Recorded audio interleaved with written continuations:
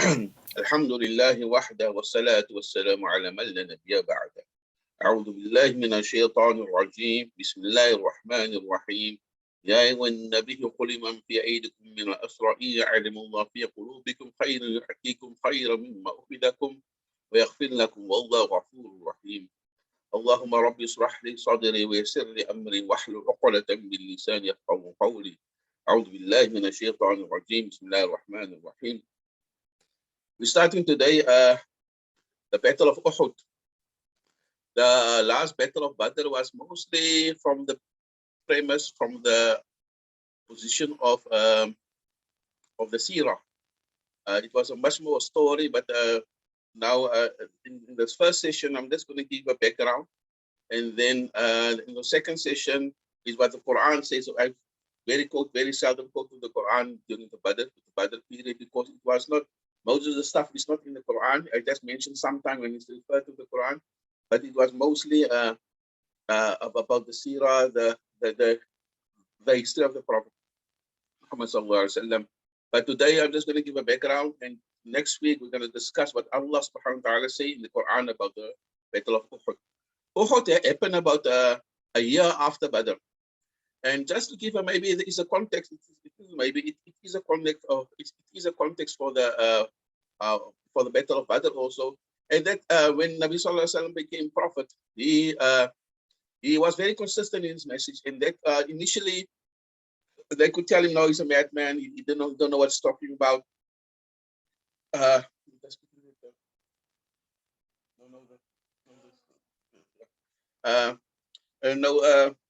They could say, no, he's a madman. He doesn't know what he's talking about. But his message was very consistent. So they could not criticize him anymore. So it was difficult to say anytime there's a madman. Then they started to offer him positions. If you got all the money, we've got all the money, we'll give you the money if you stop propagating Islam, or we will even give you the governorship of Makkah. And they didn't, and of course, Nabi Sallallahu Alaihi Wasallam never gave into them. So they were getting angry and angry all the time. So when Sayyidina Ibn Talib, the uncle of Nabi Sallallahu Alaihi Wasallam, passed away, he was a protector of Nabi in Makkah. He was one of the uncles, and so that was one of the triggers for him to move from Makkah to Medina, because he was no more safe there. And in another trigger that also that happened, that Sayyidina Khadija passed away in the same year of the Hijrah. So there was he was very alienated in Makkah, and he was not safe anymore. So then obviously the only reason was to make the Hijrah to Medina. So in that sense, so in the context of Makkah, if you look at a bit of the background, as I said, it's the background for Badr also, that Makkah was a very important trade destination in Saudi Arabia. It was in the middle of the route to Syria. The Syrian route went into Europe. They would usually go to Syria, and from Damascus onwards, they could sell the rest of Europe. So it was a very important trade route. And the Meccans were in the middle of the trade route. So they took the stuff from Syria that comes from Europe. They can take it and then they drop it in Mecca, or they can take the Syrian stuff to Yemen. And Yemen was the gateway to Africa. As initially there was a lot of trade between the Horn of Africa, Djibouti, Somalia, Ethiopia. So there was very early context between the Arabs and the people of Africa. And Yemen was also the gateway to Asia. At that stage, there was no Suez Canal, so they couldn't go to Europe, or to Asia on the ship. So I had to go around Arabia and to China and all those places. So that was the gateway. Yemen was the gateway to Africa and the gateway to Asia, and the trade route up to Syria was obviously into Turkey and into the rest of Europe. So in that stage, so Makkah was very important. And another thing that gave the advantage to Makkah, of the people of Makkah, was the Kaaba. The Kaaba all the tribes of Saudi Arabia, they used to come to Makkah, and they all had the idols there. There's no one Hubal. Hubal was the idol for the Quraysh. So that, but each and every tribe of Saudi Arabia had an idol in the Kaaba. So they could move upwards and downwards, the Arabs and the people of Makkah, because they were the custodian of the idols of the tribe. So there were no highway robberies that could take place. So they could say, if you're going to rob us, we're going to destroy your idol. So so they could travel during, usually what happened, they could only travel during the summertime, down to Yemen, because it was very hot. There's not going to be highway robbers on the way, or people that want to plunder the caravan. So it was they could only travel in the summer down, and they could only travel to Syria in the winter time. But because the Kaaba was the custodian of the idols, they could travel anytime during the year. So the Meccan people were the mainstay of the trade route to Africa and the trade route to Europe. So in that sense, it was very important that the Meccans control it. So when Nabi Sallallahu Alaihi Wasallam started the battle, as you know, the Battle of Badr was not supposed to take place. They were going to plunder the caravan that was coming from Syria. So they moved another way. So so they could not anymore, if they want to go to Syria, to put the people to ransom, to say we're going to destroy the idols, because the Muslims didn't believe in any idols. So so it was always a difficulty for them to go onto the trade route, and of course the whole trade of Makkah would be disrupted, because they couldn't get the stuff from Syria to Yemen, and from Yemen to the other parts of the world. So it was a big dilemma for the Quraysh and the people of Makkah, that the Muslims are not there anymore, because they couldn't blackmail the Muslims, because we've got the idols there. So that's why the reason the Battle of Badr took place. And after Abu Sufyan, they realized they couldn't do it all the time, of going into a secret route and along the sea, and then, but sometimes eventually the whole trade route would be disrupted. So the only way that the Quraysh saw the way out of it was to kill Muhammad sallallahu alaihi wasallam. So the Battle of Uhud, the main reason why the Battle of Uhud took place was to kill Nabi sallallahu alaihi wasallam. So when at the end of the war of Badr, Ibn Abbas, one of the uncles of Nabi sallallahu alaihi wasallam, that also fought in the war, but he was not interested in fighting the Muslims, because it was his own family. So he only went with them, but he was not actually involved in the fighting of Badr. So he was captured as one of the prisoners of war. Some of the prisoners, as I explained last week, had to pay some ransom. Some had to stay behind because they were literate. They could teach the people of Makkah and Medina how to read and write. But Ibn Abbas, he had also had to pay a ransom. And then when he was up for ransom, he told Nabi Sallallahu Alaihi Wasallam, I've got no money whatsoever. Then Jibril came to Nabi Sallallahu Alaihi Wasallam and said that Ibn Abbas, he hid some money for his family. When he left, he told one of his family members who stayed behind in Makkah, I'm going to bury this money in a certain place. When there's something happening with me, I will, you have to take that money and distribute it amongst my family.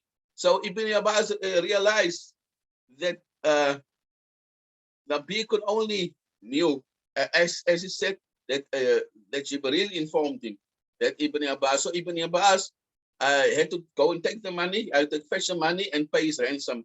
And for that reason, because he realized that nobody else knew that he hid the money, said he also became a Muslim, but he went back to Makkah.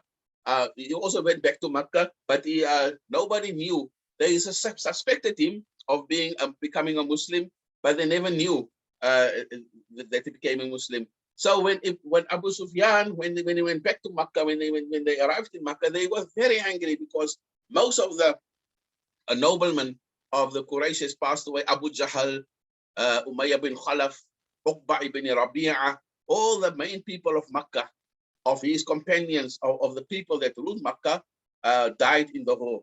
So he was very angry. So he told them that the money that we have secured in the profit that we made, we're not going to spend the money. You have to pay back the money to us, because we have to build the army that we have to go and attack the Muslims. Because they've realized if the Nabi Sallallahu Alaihi Wasallam is not dead, the whole trade route and the whole way that Makkah will survive and make money for the rest of the year, they will have to, it will be gone. So, so when, because they suspected of Ibn Abbas becoming a Muslim, so he was not involved in the planning of the expedition of developing a war that will go and take Medina. So, but when they left Medina, when they left Makkah, Ibn Abbas wrote a letter, and he sent a person on a horse to go and tell Nabi Sallallahu Alaihi Wasallam that the Quraysh was on their way. So the Quraysh developed about an army of 3,000 people that going to fight the Muslims. But they said usually take about 10 to 14 days from Makkah to Medina, but they wanted to do it in 7 days to surprise the people. If they do it in 14 days, some people can most probably go around and tell the people of Medina that the Quraysh were on their way. But so in any case, so 7 days. So they in 2 days' time, a person arrived in Makkah and in Medina with a letter from Ibn Abbas to say that the Quraysh was on their way. But of course, Nabi Sallallahu Alaihi Wasallam was very skeptical, because he didn't know, maybe the Quraysh sent this person to come and tell him. So in that case, in any case, he sent somebody else again out as a scout to go and see if this is true. So the scout came back in another 2 days' time. So of the 7 days of planning, that only 3 days left.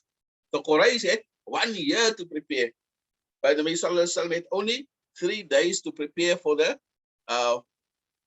war of Uhud.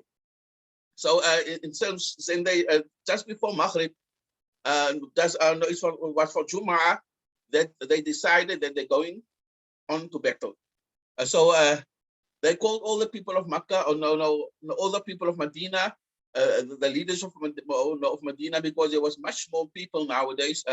There was 100 people from the Muhajirin, but the majority of people that was Muslim was from the Ansar. So the majority of people that developed the army, at the end of the day, there was 1,000 people that was supposed to fight in the war of Uhud. But just before that, Nabi Sallallahu Alaihi Wasallam had a dream that there was like a wall around Medina when they fight. When the dream was interpreted, Nabi Sallallahu Alaihi Wasallam told them that they will wait inside Medina. And inside Medina, there's small alleys and streets like that the people of Medina knew properly, and the people of Makkah didn't know how Medina. So the idea initially was for them to come inside Medina, and then they will fight them. And if you fight people on the streets, then it's not big armies that it comes in at one time. It was individual people that you can trap along the way, and then you can fight individual wars with people. So that's what they preferred. But then some of the people from the Ansar got up and said very strongly that I'm just become a Muslim. The people of Badr passed away on fighting on an open field, so we must go and fight on the open field. So Nabi Sallallahu Alaihi Wasallam agreed with them. So maybe we can go outside Medina and fight them. And the rest of the Sahaba didn't say anything. But when they left, when Nabi Sallallahu Alaihi Wasallam left, they confronted this Ansar people and to say, why do you want to oppose the view of Nabi Sallallahu Alaihi Wasallam?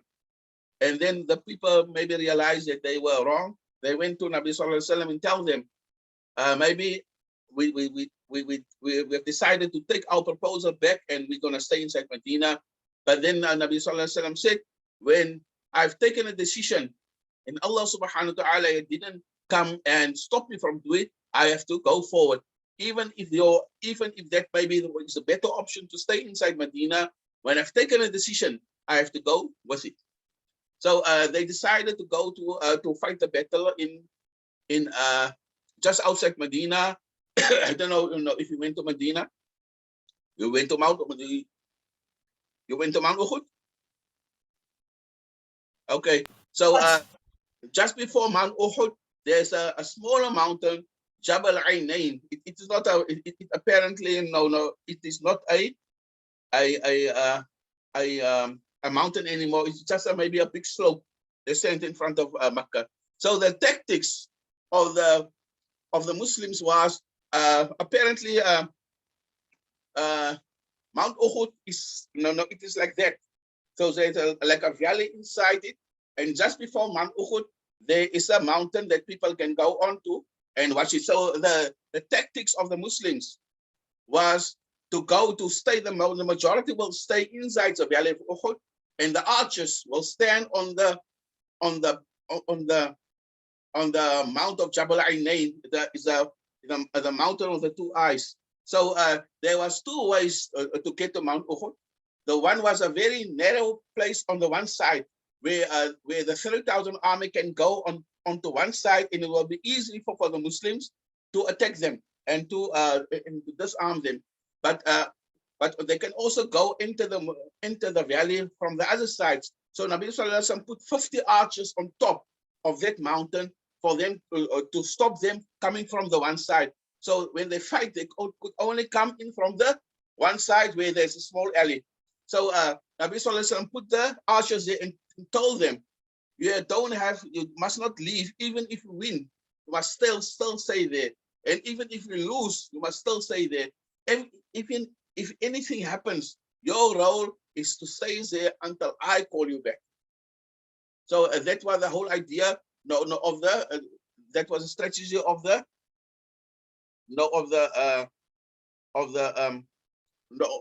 Muslims in fighting Uhud.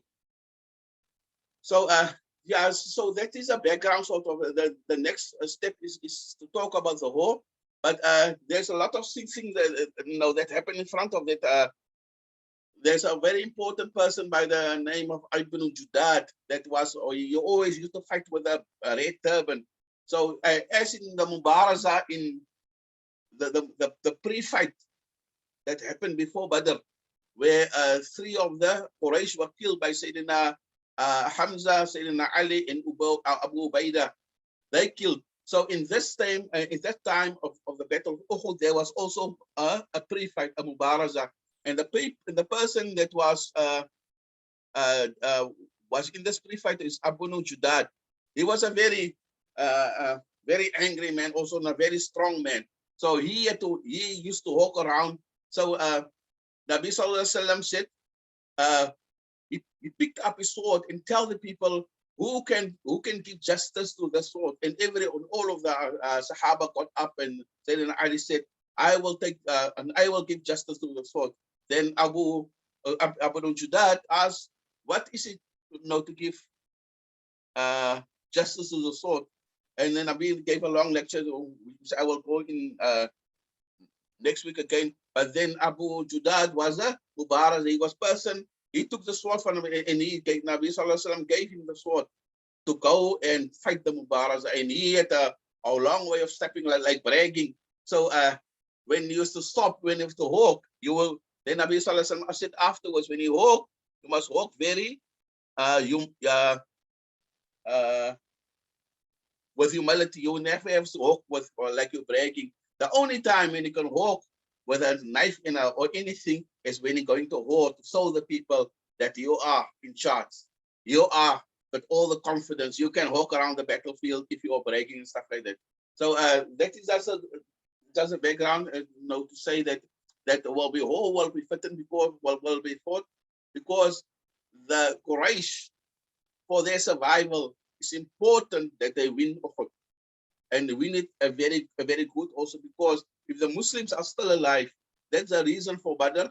No, not the reason for Badr actually. Partly the reason, but definitely the reason for the fight of the Battle of Uhud was to regain the upper hand in the in the peninsula, because they cannot bribe the Muslims or blackmail the Muslims that they will destroy their idols in Makkah, in the Kaaba. So it was in the interest that the Quraysh, for their survival, because there's no place in Makkah to farm or do anything. There's not even a lot of what do you call it, palm trees for dates. So the only existence of the Meccan people depended on trade. If they cannot trade, they won't survive. So that's why Abu Sufyan was so determined in fighting it. But Ibn Abbas became a very important cog, in this thing, because one of the uncles of Nabi was accepted Muslim after. Maybe I should. Yeah, when Nabi Quliman, then Ibn Abbas said that ayat came down for me, because the ayat, ya when Nabi Quliman fi aydikum al-asra ya'lamu Allah fi qulubikum ya'lamu Allah khayr yu'tikum khayr mimma ukhidhakum wa yaghfir lakum. When you give something, when something is taken from you in the path of Allah, you will definitely get the money back in many ways. So then Ibn Abbas said, I wish I had more money, because in later stages, when they discovered that the money had to pay to pay the ransom, he get so much money back of that little money of the money that he gave known as a ransom. So Nabi Ibn Abbas said, I wish I had much more money to give to Nabi Sallallahu Alaihi Wasallam as a ransom, because I got so much money back from. He became a trader or a businessman in Medina, and became very wealthy. But in any case, he said, if I knew better, I would have given more money, for my ransom, and it was just in the interest of me. So the Quran says, in any case, there's a general rule in the Quran of any charity. There's many hadith about it also.